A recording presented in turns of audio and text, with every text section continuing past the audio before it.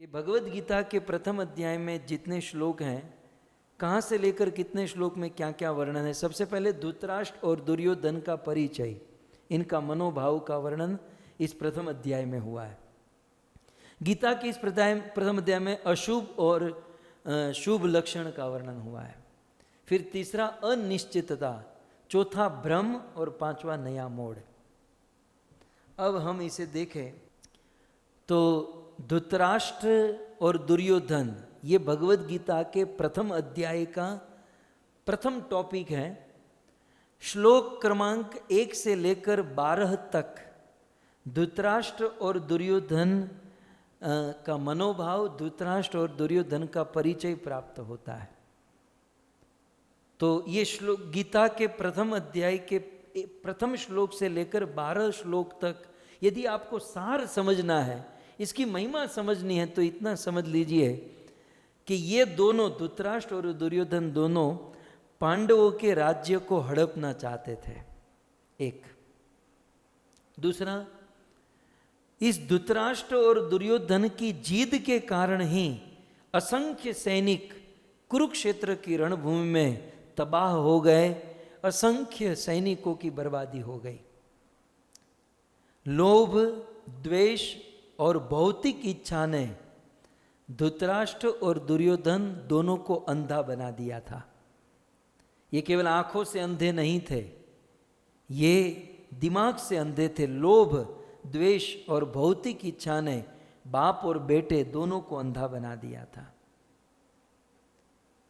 देखिए, इस 1 से लेकर 12 श्लोक का सार ये है कि यहां से प्रतीत होता है कि मैं और मेरा, धृतराष्ट्र की भावना है मैं धृतराष्ट्र और मेरा, माम का पांडवा सेव, माम का माने दुर्योधन मेरा, हस्तिनापुर मेरा, मैं और मेरे की जो भावना है, और मैं और मेरे की भावना लेकर यदि हमारा लक्ष्य स्वार्थ और केवल आत्म उन्नति है, तो निश्चित हमारे जीवन में चिंता, कुंठा और निराशा उत्पन्न होगी और अवश्य होगी। मैं और मेरा की भावना यदि हमारे अंदर है, और यदि हमारा लक्ष्य केवल स्वार्थ और आत्म उन्नति, बस दूसरों का जो होना सो हो, लेकिन मेरा प्रोग्रेस होना चाहिए, मेरी प्रगति होनी चाहिए, तो मैं और मेरे की भावना जो है वो स्वार्थ और आत्म उन्नति को जन्म देती है। और जब उसे हम स्वीकार करते हैं तो चिंता, कुंठा और निराशा हमें ग्रस्त कर लेती हैं।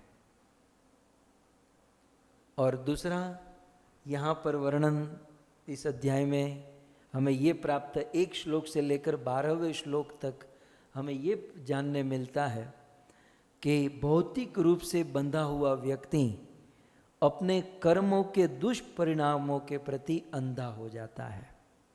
फिर से मैं आपको कहूँ, भौतिक आसक्ति में, भौतिक भोग विलास में बंधा हुआ व्यक्ति अपने किए हुए कर्मों के जो बुरे परिणाम है, बुरा रिजल्ट है, उसके प्रति अंधा हो जाता है, धृतराष्ट्र और दुर्योधन की तरह। सो ये हैं श्रीमद् भगवद गीता, प्रथम भगवद गीता का प्रथम टॉपिक।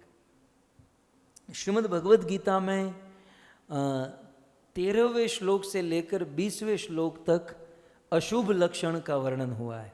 गीता को यदि हमें प्रथम अध्याय को यदि संक्षिप्त में समझना है तो अशुभ लक्षण का यहाँ पर वर्णन हुआ है। अशुभ लक्षण कैसे? गीता में इन श्लोकों में वर्णन है कि दुर्योधन बहुत अपनी डींगे हाँक रहा था, दुर्योधन अपनी बहुत बड़ाई कर रहा था, हमारे पास इतने योद्धा हैं, हमारे पास ये हैं वो है।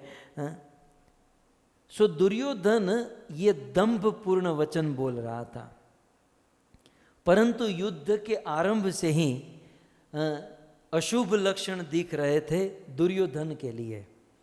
तो 13वें श्लोक से लेकर 20वें श्लोक तक दुर्योधन के लिए क्या अशुभ लक्षण थे, इसका वर्णन हुआ है। यहाँ पर जब शंख बजा तो किस प्रकार से शंखों की ध्वनि, ऐसा वर्णन है कि दुर्योधन आदि कौरवों ने जब शंख बजाए तो उनके शंख की ध्वनि से वातावरण गुंजायमान हो गया। लेकिन यहाँ पर पांचजन्य ऋषिकेश, जब भगवान कृष्ण ने पांचजन्य बजाया, अर्जुन भीम आदि ने जब शंख बजाया, तब कौरवों की सेना के सैनिकों के हृदय विदीर्ण हो गए, ऐसा वर्णन गीता में है। भगवान के शंख को सुनकर कौरवों की सेना के सैनिकों के हृदय विदीर्ण हो गए।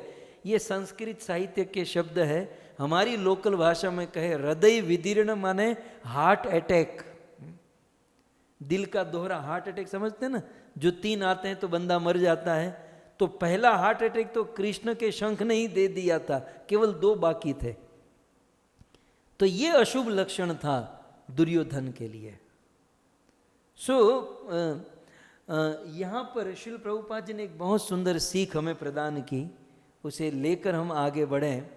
श्रील प्रभुपाद जी इस संदर्भ में कहते हैं, पवित्रता तथा धर्म का पक्ष लेने वाले, ये सूत्र है भक्तों, जीवन में उतार दीजिएगा।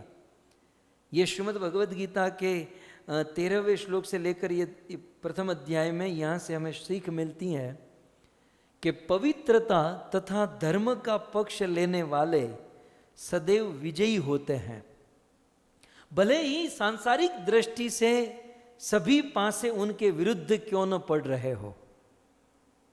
कितनी सुंदर बात।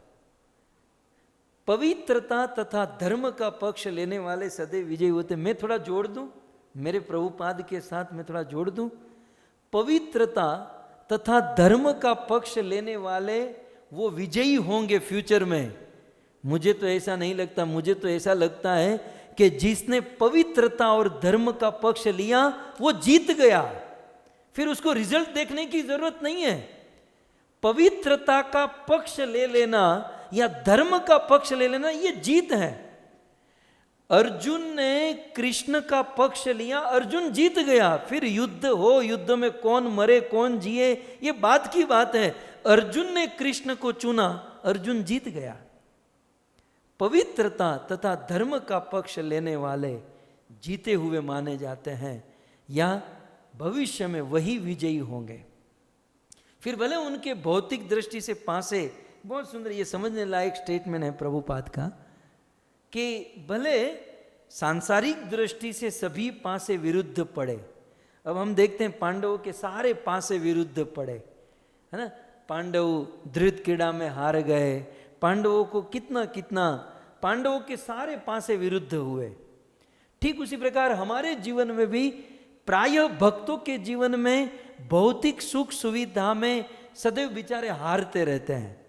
भक्तों के जीवन में लगभग सारे पासे विरुद्ध पड़ते हैं। इसका अर्थ ये नहीं है कि भक्त हार जाएंगे।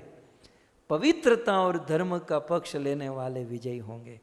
और मेरा एक पॉइंट यहाँ पर यह है कि पवित्रता और धर्म का पक्ष लेने वाले विजयी होंगे नहीं, विजयी हो चुके हैं।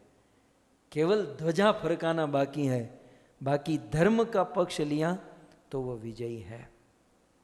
और फिर इस 13वें श्लोक से लेकर 20वें श्लोक में जहाँ अशुभ लक्षण का वर्णन है, तो यहाँ पर और एक सिद्धांत हमें समझ लेना चाहिए, और वो है अच्छाई के मार्ग पर चलने वाला व्यक्ति कभी भी बुराई से पराजित नहीं होगा। इसलिए भगवद गीता के इस प्रथम अध्याय के इस यहाँ से हमें ये प्राप्त होता है कि अच्छाई के मार्ग पर चलने वाला व्यक्ति कभी बुराई से पराजित नहीं होता। सो इस प्रकार से श्रीमद् भगवद गीता के प्रथम अध्याय में कुछ मोटा मोटी इस प्रकार का वर्णन किया गया है।